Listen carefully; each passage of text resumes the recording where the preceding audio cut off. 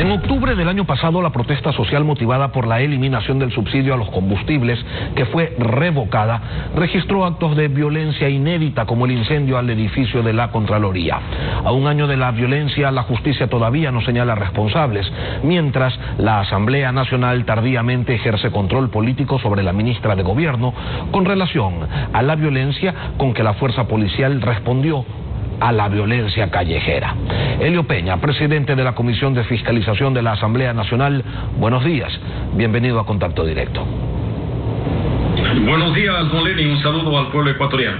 La Comisión de Fiscalización tuvo que esperar un año para atender los pedidos de control político sobre la ministra de Gobierno y tuvo que esperar también a que la comisión se reorganice porque la anterior estaba manchada por la denuncia del caso Pedernales. Le pregunto, ¿Pachacutic ha sido escogido para presidir la comisión porque marca un punto de equilibrio entre las principales bancadas de oposición al gobierno? ¿Se puede decir quizás que todos los miembros de esta comisión son de oposición al gobierno? Bueno, yo creo que más allá de pensar que el presidente pertenece a un grupo político, es una comisión multipartidista porque el pleno de la Asamblea estimó que así sea. Hay asambleístas de todas las bancadas y eso en el marco de la democracia y un tema importante para el control político porque habemos actores de todos los sectores políticos. La comisión espera la decisión del CAL sobre nuevas solicitudes de juicio político a la ministra María Paula Romo en el caso de su responsabilidad en el reparto de los hospitales de Manabí para asambleístas de Alianza País, pero también del BADI. La autorización del CAL, legislador, se debe dar aunque el Pleno vaya a juzgar la responsabilidad política de la ministra sobre la violencia en la protesta social, ¿o deberían esperar? Debe darse, no tiene que haber espera en estos temas. Aducen de que hay ciertos vacíos legales en la ley orgánica de la función legislativa para tratar de abonar a la impunidad. Todo trámite debe ser ágil. Yo creo que si hay pedidos de juicio político deben calificarse y derivarse a la comisión independientemente de quién esté de presidente o presidenta, porque ese es el trámite que tiene que seguirse. Pero sí es importante, Lenny, valga la oportunidad para hacer una aclaración. En este juicio político que se tramita contra la señora ministra de Gobierno, hay causales determinadas que no están las adicionales, como es el tema de los repartos de los hospitales, que eso está atento el pueblo ecuatoriano. Yo he recibido una serie de llamados y hasta cierto punto cuestionamientos de que por qué no se ha incluido aquellos temas. Y la respuesta es clara, teníamos que responder a un juicio calificado por el CAL y también en el marco del respeto al debido proceso, pero hacer notar que ya hay un anuncio por lo menos de un juicio político por esas causales diferentes. Claro, juicio que podría no llegar o no tener mayor sentido si es que por el que se está manejando en este momento, ella llegara a ser censurada y destituida. En todo caso, las pruebas de cargo y descargo presentadas prácticamente se concentraron en que si la policía utilizó bombas lacrimógenas caducadas contra los manifestantes. Le pregunto, ¿no se valoró la respuesta que debían dar las fuerzas del orden frente a la agresión contra el orden público? ¿Esto estaba fuera del tema? Bueno, yo creo que no es tanto así. El Código Orgánico de las Entidades de Seguridad Ciudadana y Orden Público, en su artículo 63, establece que al Ministerio Rector de la Seguridad Ciudadana, Protección Interna y Orden Público le corresponde dirigir las políticas, planificación, regulación, gestión y control de la Policía Nacional. ¿Quién está al frente de este ente rector? Es la señora ministra. En todo caso, yo sí rechazo aquella insinuación de la ministra como que se está cuestionando a la policía. No, la policía no responde al control político. Es la señora ministra que está al frente de esta cartera de Estado. En todo caso, no ha dudado en escudarse en nuestra Policía Nacional, a quien respaldo la institucionalidad sobre todo. En todo caso, se ha sustentado y la Comisión de Control de Fiscalización es una comisión de sustanciación y el Pleno será quien tome la decisión final. Usted dice que respalda a la policía respalda a la ministra. Ayer la condecoraron con la más alta medalla que puede otorgar esa institución. Lo invito a escuchar lo que dijo ayer la ministra en un evento de ascensos de la policía, donde precisamente le entregaron esta medalla. Tenemos una policía que cuenta con el cariño, el respeto, el respaldo y la legitimidad del Ecuador. Dudo que se pueda decir lo mismo de la Asamblea y ese, en cambio, es el triunfo y la reivindicación de la policía. Si bien las decisiones políticas y las decisiones operativas no son lo mismo, me hago cargo.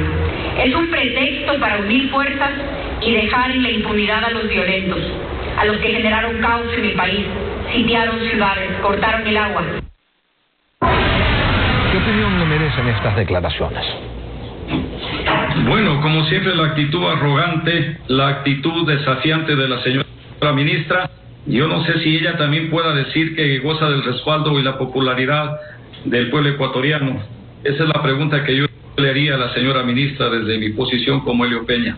No la tiene el gobierno y tampoco la tiene la asamblea, ¿no? Ahí se dan entre impopulares.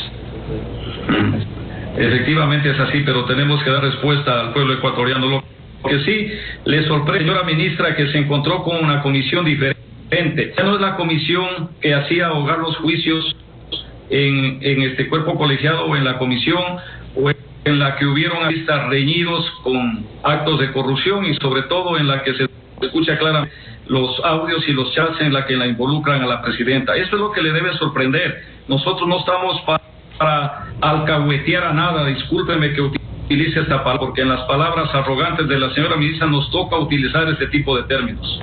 Las pruebas de cargo aceptadas por la comisión de que las bombas lacrimógenas estaban caducadas fueron declaraciones en YouTube de 2 activistas sociales extranjeros, mientras que las pruebas de descargo presentadas por la ministra Romo y que no aceptó la comisión eran de la empresa pública Santa Bárbara y de la empresa privada Cóndor, en el sentido de que la caducidad de las bombas no las convertía en armas letales y que estaban en buen estado para utilizarse.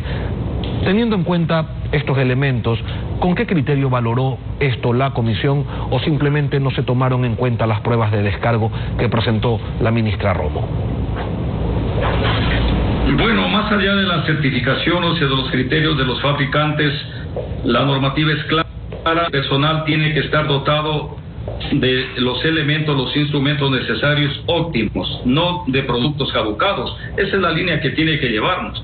Y la señora ministra ha dicho enfáticamente que si se volvería a dar un caso así, utilizaría ese tipo de recursos. Una actitud que no la comparto y sobre todo la rechazo de plano.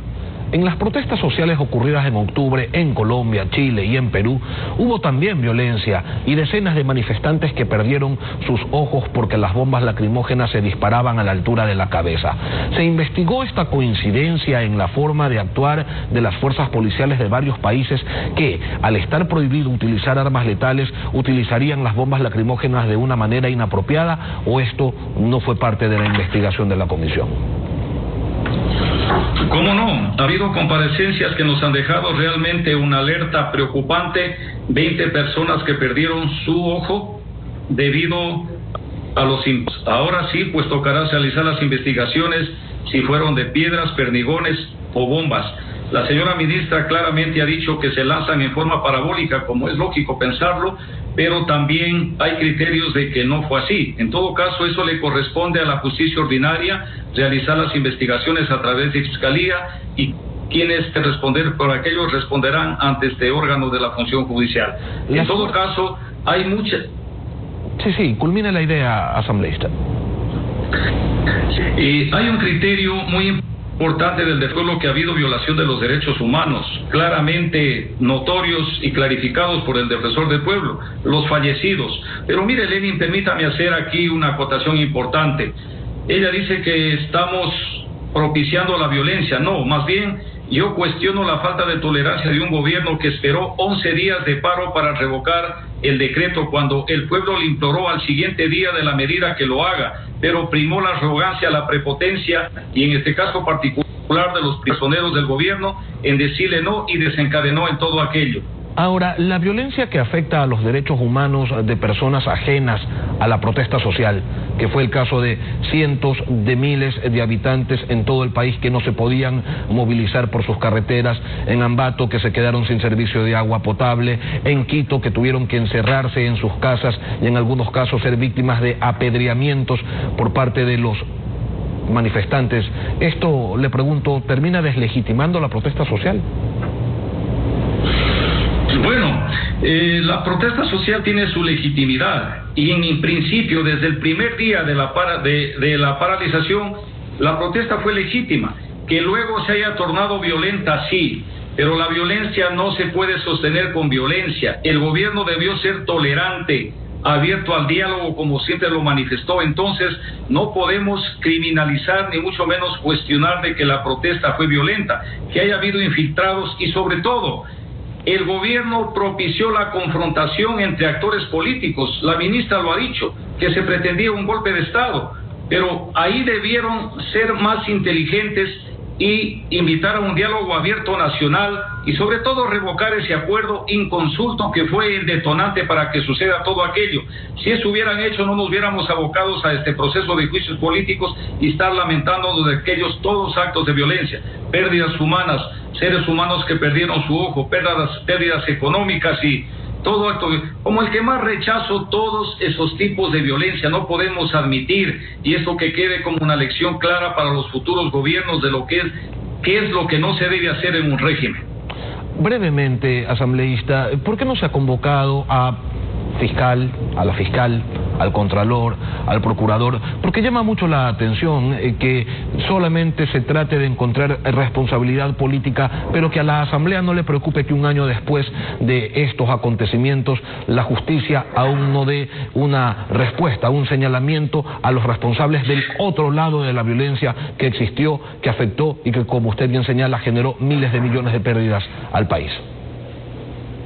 En el marco de la independencia de las funciones del Estado, cada función tiene que hacer lo que corresponde. Nosotros tenemos el control político, pero yo también celebro que Fiscalía esté haciendo las investigaciones. Lo que sí, también cuestionamos el retardo con lo que se está haciendo. Ya debe haber responsables a un año de los hechos de violencia, y ya debe haber responsables y obviamente sancionados y sentenciados. Estamos a la espera. Yo aspiro que este proceso que va al Pleno de la Asamblea Nacional recomiende también este informe a la Fiscalía y a la Contraloría, y en esa línea articular gestiones sin querer intervenir en las demás funciones y se haga lo mejor. Elio Peña, asambleísta, presidente de la Comisión de Fiscalización, gracias por acompañarnos esta mañana aquí en Contacto Directo.